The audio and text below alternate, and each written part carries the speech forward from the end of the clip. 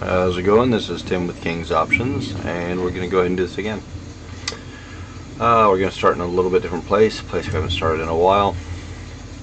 First off, economic release calendar for the upcoming week.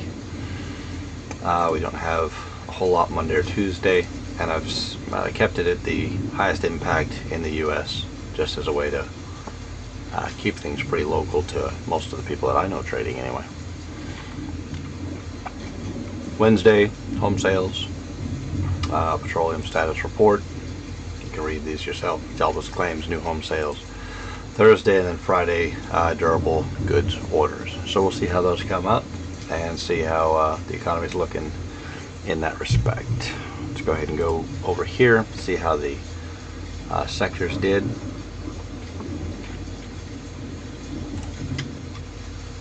We'll go over the past 5 days, which is going to be the past week.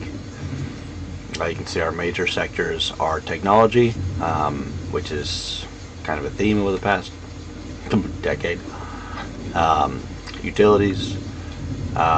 Basically, I mostly want to focus on the big losers: energy, healthcare, and materials. So something to keep in mind, especially on how you look at it. Since things operate in a cycle, you could be looking at these as potential buys if you're an investor. Ways to improve positions you may already hold. I don't know, it's up to you. But you see, the rest of the gainers weren't particularly strong until you get to technology and utilities. So here's where all the action's happening. We've got a few things in some other areas. Yeah, last week is that'll work. That's all I'm looking for. Alright, let's go ahead and take a look. We're on RTY, so we'll start here. We're going to go over all four, and I'm just going to show you again some key things, or things that I think are key, let's call it that. And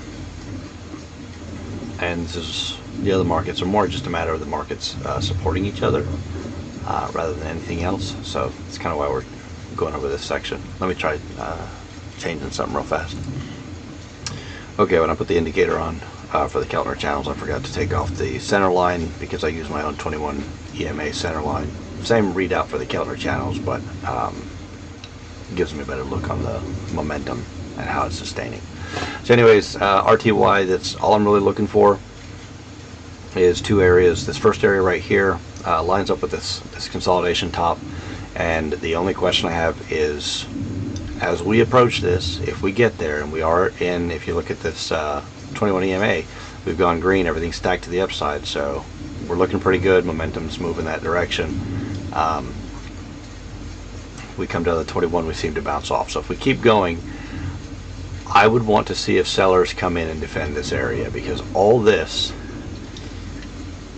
is going to be supported by the selling that happened here, which means anybody that's still in from this area that didn't take profits has stops up here. So before we get there, do sellers come in and defend this area as we rise up into it?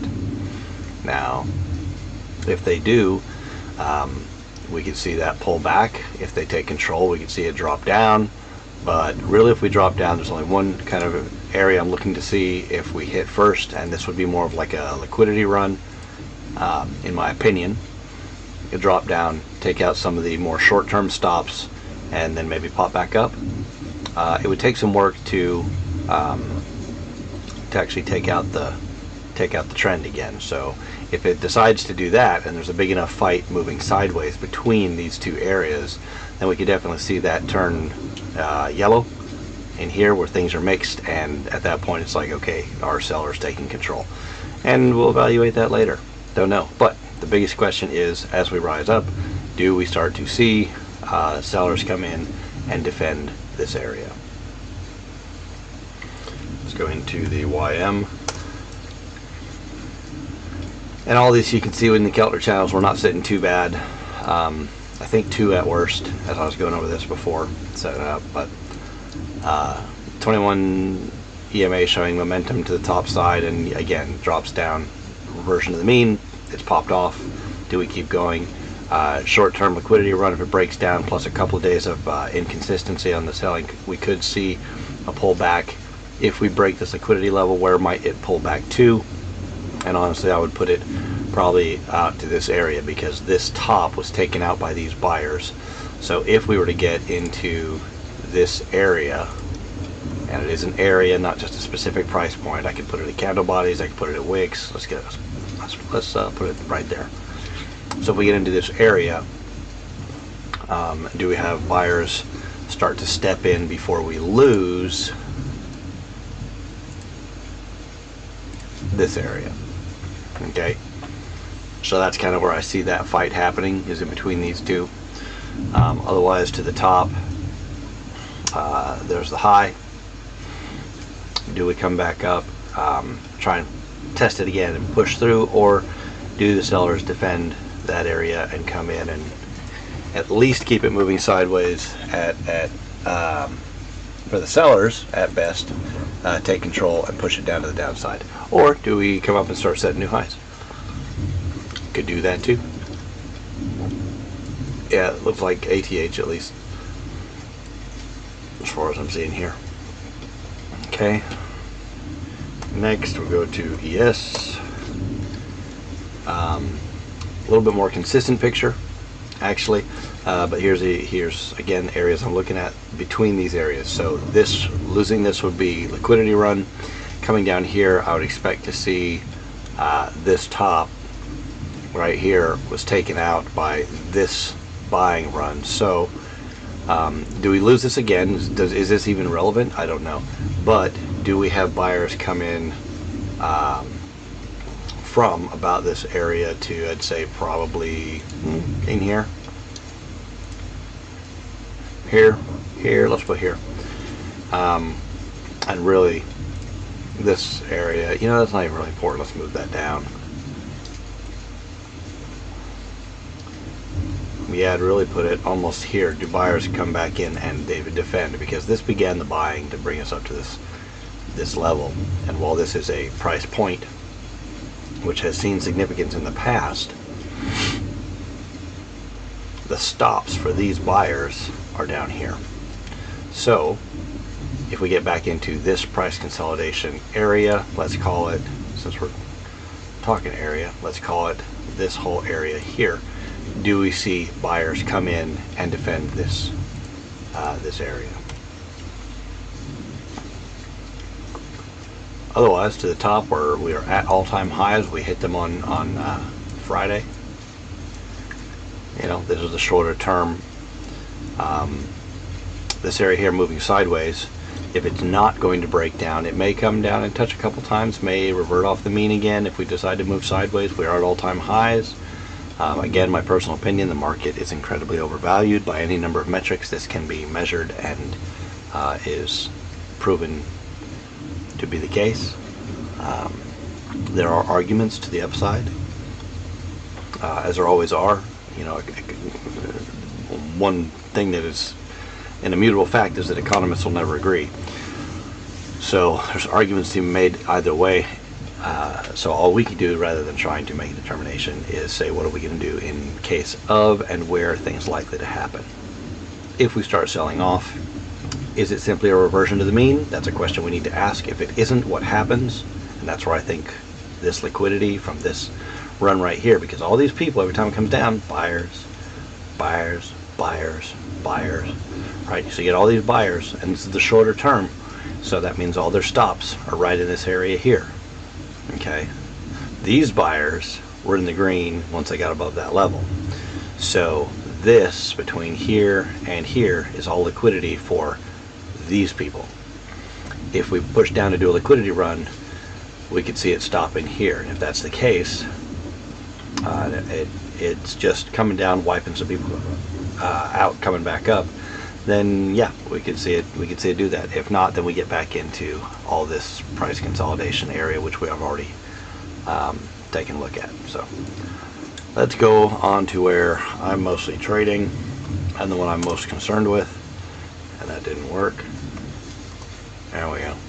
Okay, NQ's pretty much got the same shape on the charts as ES does. Looks very familiar, right?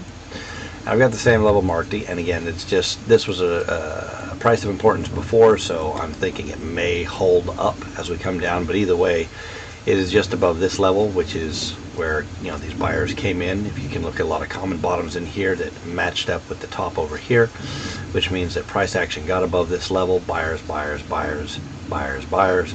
You know, people were buying. So if we lose this point, this is all liquidity. Buyers need to come in and defend here. And if they do, we could come back up. If not, then we could lose that. If we lose this, we start taking out swing lows. Got a big inefficiency right here that we can see that taken out. This is actually it's a good size inefficiency. We could definitely see that taken out to right about there. Okay. And that's what, a couple hundred points lower? Yeah. Couple 150. No, I'm sorry, my excuse me.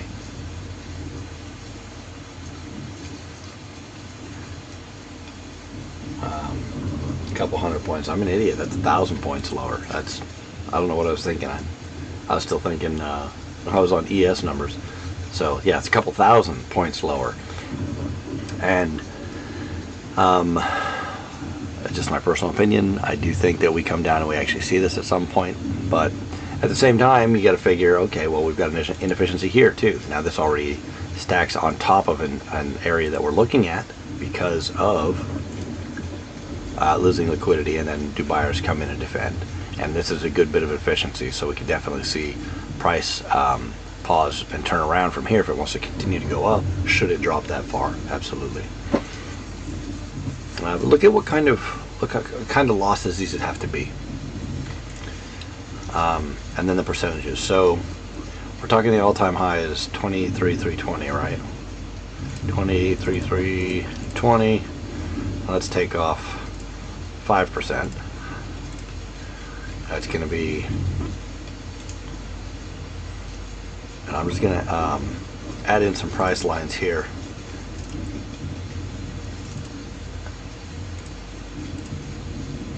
And the whole point of these is just to give us an idea of what things look like if we start doing some standard runs down. So 5% off that is going to be 22,154. Okay, so there's 5% off. A 5% pullback is pretty common every 50 trading days or so, you know, ballparkish. So this would not be out of the question. We could hesitate a little bit more first, and this would still be a target area.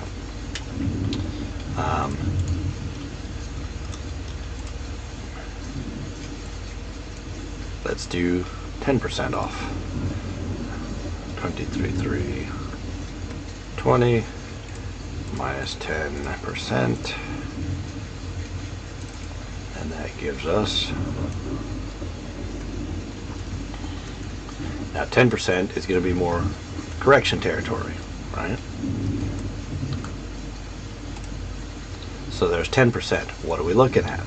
We are looking at an area, it fits in this drop, which I'm not really worried about, but more importantly, it is coming to some consolidation right here, bottom of it. We don't quite hit the liquidity area, but you do see that we come to an area where we could see some hesitation at 10% down.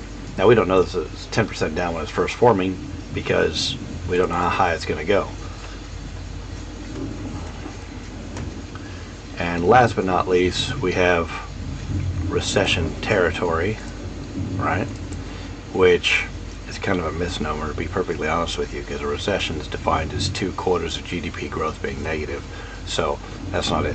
But it's a far enough pullback. I mean, it's a very, very deep pullback, 20% or greater, and that only happens every 4 to 6 years, cyclically speaking. So we already had that over. Oh, let me move this. Damn it. Trying to do too many things at once. Let me get the number in here first. 18,656, and this is 20%. Okay, so it's way down here. Not even really worried about that right now. But you could see tend to say, here'd be 15, so 10 to 12, 13% wouldn't be unreasonable, and we could take out this inefficiency. We could see if that's the case. We'd have to wait and see if buyers came back in somewhere around there. I wouldn't honestly expect them until we start taking out swing lows, if they don't bounce off this inefficiency. So just a couple of possibilities. I will tell you that the last time we had a 20% or greater downturn, which you're all aware of, was of course from this high down to this low. And let's see what that was. It actually would have been off this high, which was 22,450. 22,450 minus 16,460, 5,990.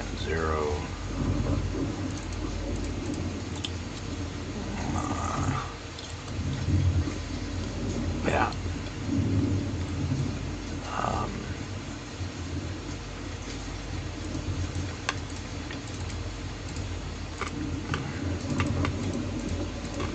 Okay, so this pullback was actually 26.6%. So we've already seen that.